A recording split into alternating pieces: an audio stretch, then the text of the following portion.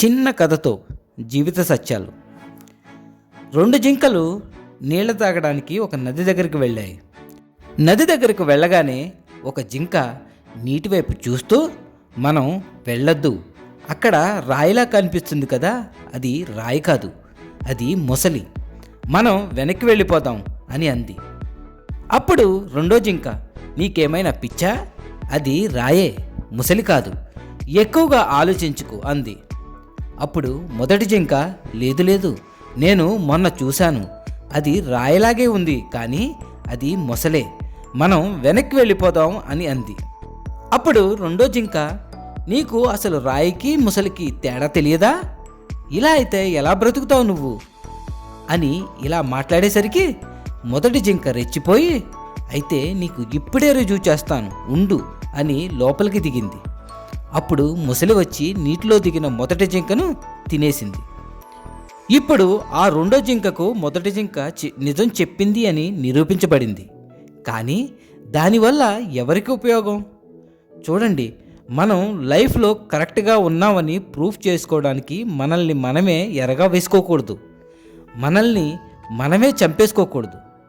రెండో జింక మొదటి జింకతో అలా వాదిస్తున్నప్పుడు, సరే అది రాయే, కానీ నాకు ఇప్పుడు నీళ్లు తాగాలని లేదు, నేను ఇప్పుడు ఇంటికి వెళుతున్నాను అని వెళ్ళిపోయి ఉంటే అది బ్రతికుండేది.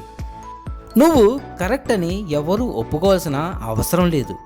Let's people think you are wrong, it's okay. అర్థమైందా? అర్థమైతే ఫాలో అవ్వండి, అర్థం కాకపోతే మరొకసారి వినండి. ఇక జీవిత సత్యాలకు వెళ్దామండి.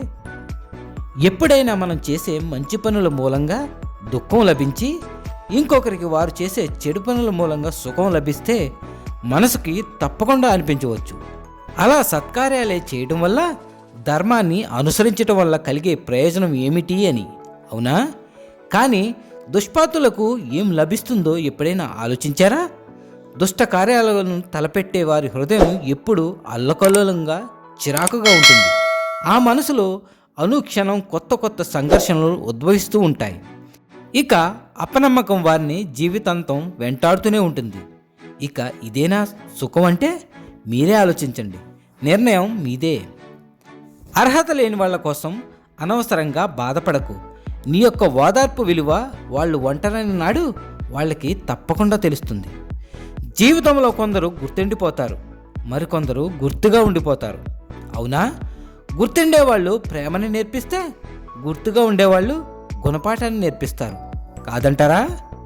ఎన్నాళ్ళని ఆ కర్మని అలా నిందిస్తూ ఉంటావు, ఇంకెన్నాళ్ళని ఆ కన్నీళ్ళని అలా చిందిస్తూ ఉంటావు. అయినా కత్తి పట్టాల్సిన చోట కన్నీళ్లతో ఏం పని? కథనానికి సిద్ధపడు, కర్తవ్యం అదే బోధపడుతుంది. ధైర్యంగా ఉండు, దారి అదే దొరుకుతుంది. జీవితంలో ఒక్కటి మాత్రం మర్చిపోకు, విశ్వాసంతో ఉన్నవాడికి విశ్వమంతా కూడా తప్పకుండా సహకరిస్తుంది. గుర్తుంచుకోండి. ఉంటే ఊరంతా నీదే, లేకుంటే నువ్వు ఎవరు అనేది కూడా వారే. నీ విలువలను లెక్క కట్టే సమాజంలో నీ విలువలతో వారికేం పని? నటించే మనుషుల మధ్య నీ నిజాయితీ ఎప్పుడూ కూడా నవ్వుల పాలే. ఇబ్బందుల కోసం ఇష్టాల్ని, అవసరాల కోసం ఆశల్ని, బంధాల కోసం భవిష్యత్తుని పణంగా పెట్టే మధ్యతరగతి మనిషివు నువ్వు. అలసిపోయే హక్కు నీకెక్కడిది, నీ పిచ్చి కాకపోతే? అవసరాల ఆటలో నీ ప్రేమ ఎప్పుడూ కూడా ఒక ఆట వస్తువే, కాదంటారా? ఏ క్షణం ఎలా మారుతుందో తెలియని ఆటలో ఈ క్షణం మాత్రమే నీది. ఇక వేటాడతావో వెనుదిరుగుతావో నీ ఇష్టం, నిర్ణయం నీదే. కాని వాళ్ళ కోసం ఇలా ఇంకెన్నాళ్ళు? నీకోసం నువ్వైనా బ్రతకాలి కదా, ఆలోచించు. కూడి నిండా మనుషులుండి గుండె నిండా ప్రేమ ఉంటే పరవశించే ప్రతి క్షణం కూడా పండగే కదా. పండగ అంటే కలిసి ఉండటం, పండగ అంటే పలకరించటం, పండగ అంటే ప్రేమల్ని పంచటం, పండగ అంటే ప్రేమల్ని పెంచటం, అంతేగాని కేవలం వండుకొని తినడం కాదు. గుర్తుపెట్టుకోండి. సంకల్ప బలం ఉండాలే కానీ దారి చూపే భగవంతుడికైనా ధైర్యం ఇవ్వగల సత్తా నీది.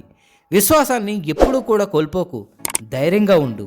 నీ యొక్క గమ్యానికి నీ గతం అడ్డుపడుతున్నంతకాలం ఏ భవిష్యత్తు కూడా నిన్ను బాగు చేయలేదు. కాలంతో పాటు అన్నీ ముందుకు వెళ్తూ ఉన్నాయి, మరి నువ్వు ఒక్కడివే ఎందుకని అలా అక్కడే ఆగిపోయావు?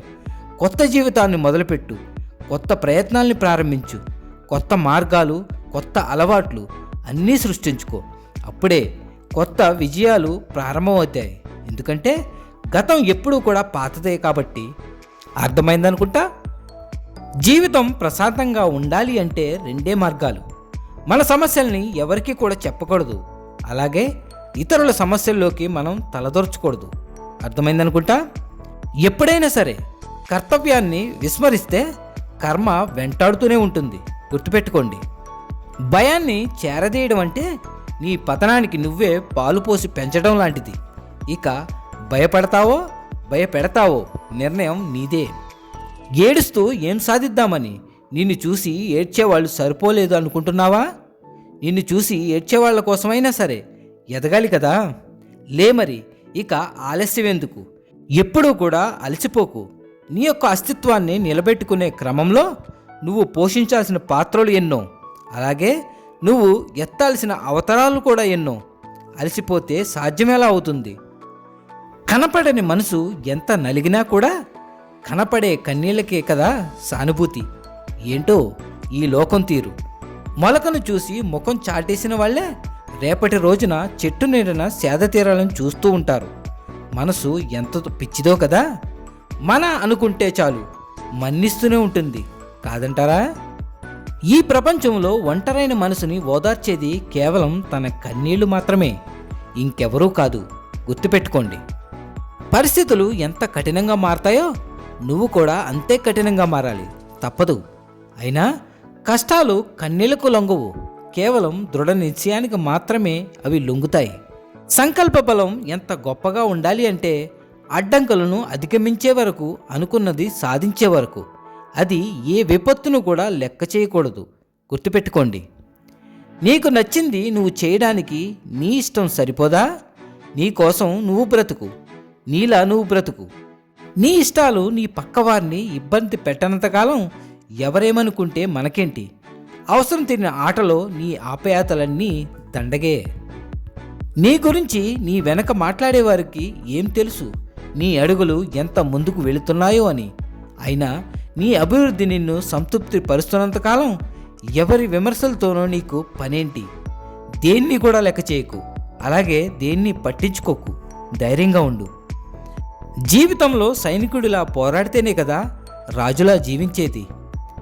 కరడు కట్టిన మనుషుల మధ్య ఎన్ని కన్నీటి యుద్ధాలు చేస్తే మాత్రం ఏమి లాభం? మనసునే ఓడించిన వాళ్ళు మనిషిని ఓడించలేరా?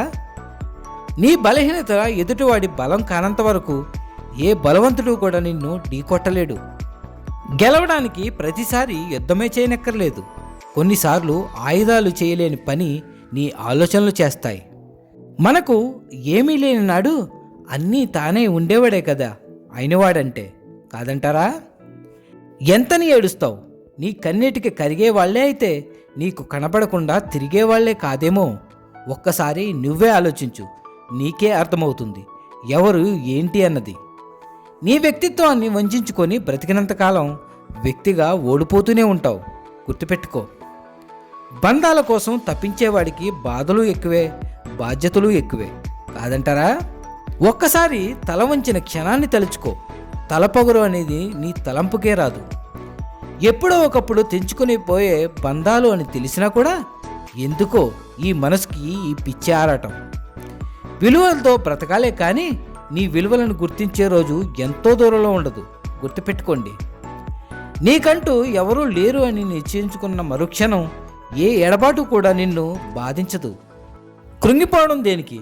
మనసుని దృఢంగా ఉంచుకో. సంకల్పం బలంగా ఉన్న చోట ఈ సమస్యలు ఎంత? ధైర్యంగా ఉండండి. విశ్వాసాన్ని ఎప్పుడూ కూడా కోల్పోకూడదు. ఇక మళ్ళీ వచ్చే వారం కలుద్దామండి మరిన్ని మంచి మాటలతో. సర్వే జన సుఖినో భవంతు. Signing off Venkat.